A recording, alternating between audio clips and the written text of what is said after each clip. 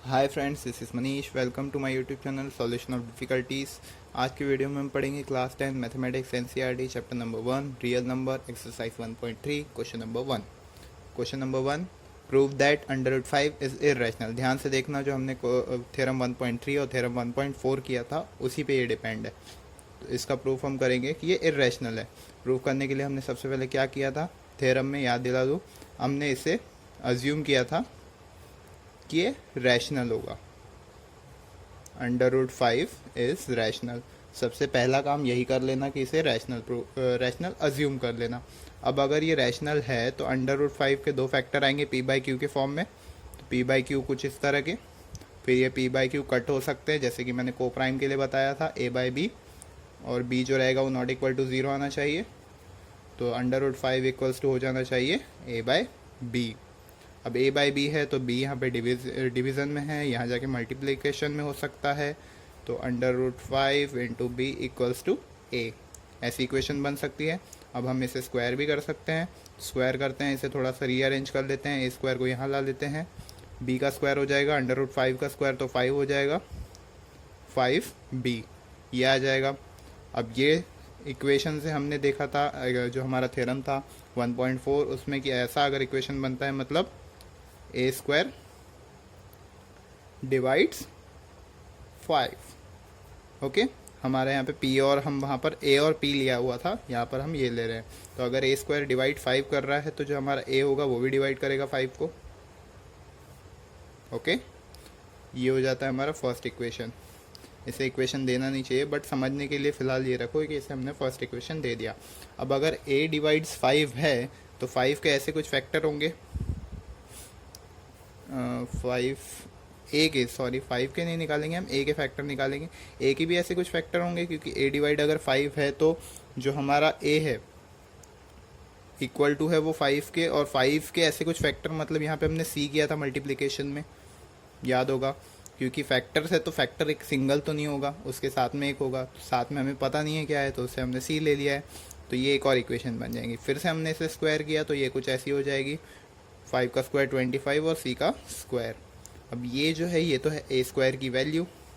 Okay, ये ए square की value है, क्या हम इसे पुट कर सकते हैं वहाँ पर? इस वैल्यू को हम पुट करेंगे इस इक्वेशन में। तो यहाँ पर हम उस वैल्यू को पुट कर देते हैं, 25c square equals to 5b।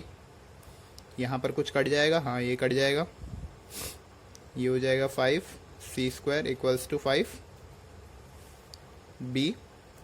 5 तो यहाँ पर कट जाएगा, यहाँ 1 बचेगा, तो ये b बचेगा। तो अब यहाँ पे कुछ नया मिलता है कि b डिवाइड्स 5 या 5 डिवाइड्स b भी बोल सकते हैं।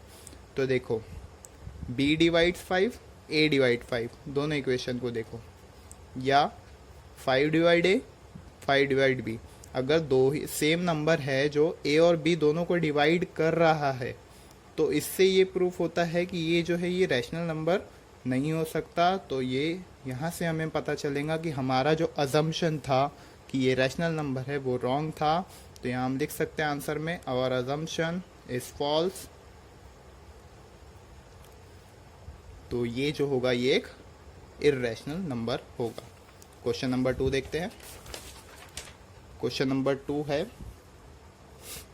Prove that 3 + 2 under root 5 is irrational. इसे भी वैसे ही प्रूव करना है जैसे अभी हमने क्वेश्चन नंबर 1 किया। हम यहाँ पे थ्योरम 1.3 और थ्योरम 1.4 का यूज़ करेंगे।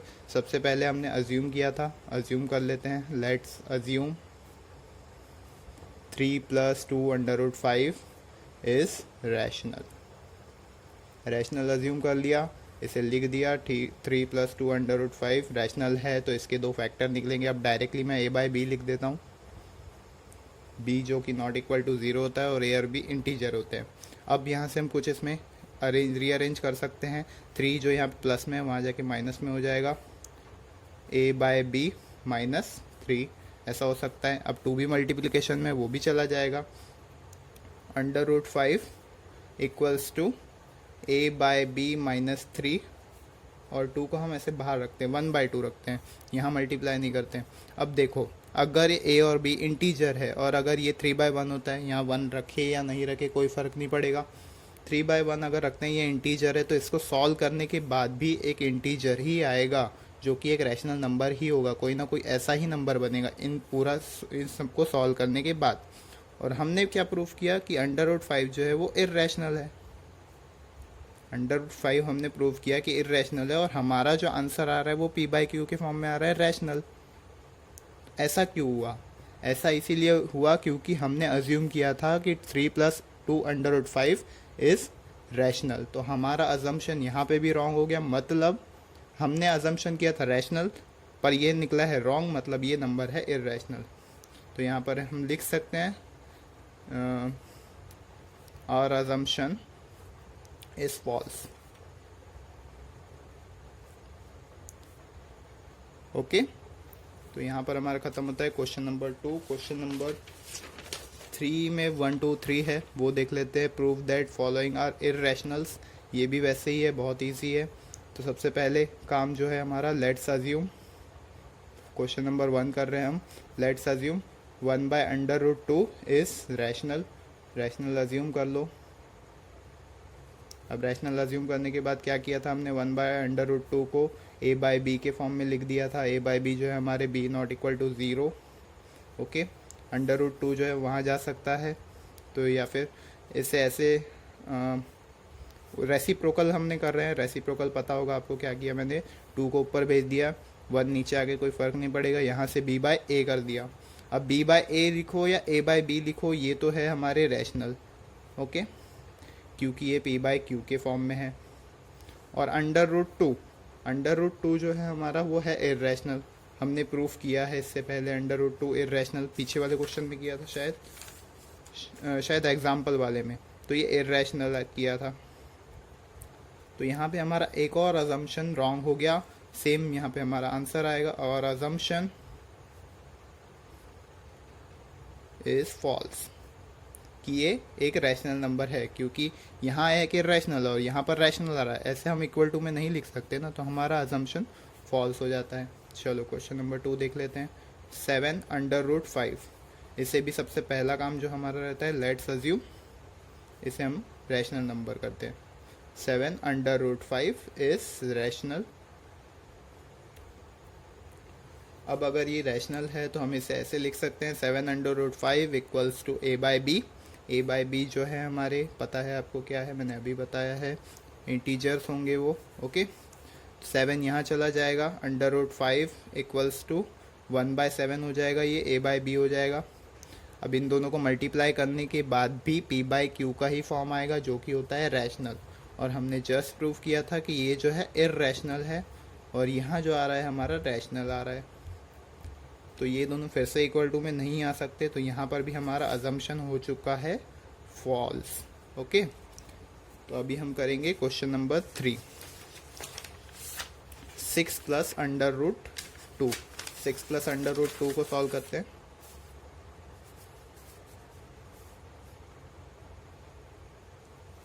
सिक्स प्लस √2, सबसे पहला काम जो है, let's assume 6 + √2 is rational.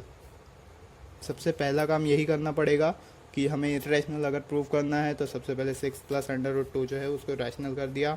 Rational करने के बाद ये इक्वल टू हो जाएगा a/b के फॉर्म में। a/b जो है हमारे इंटीजर्स हैं, b ≠ 0 आता है।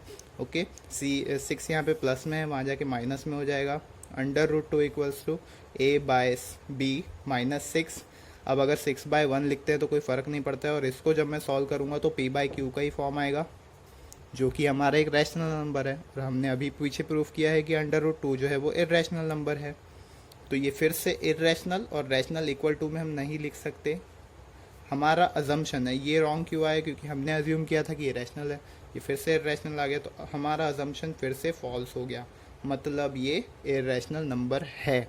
तो यहाँ से ये प्रूव हो जाता है, और यहाँ हमारी एक्सरसाइज 1.3 ख़त्म हो जाती है। नेक्स्ट वीडियो से हम करेंगे स्टार्ट एक्सरसाइज 1.4। Thank you.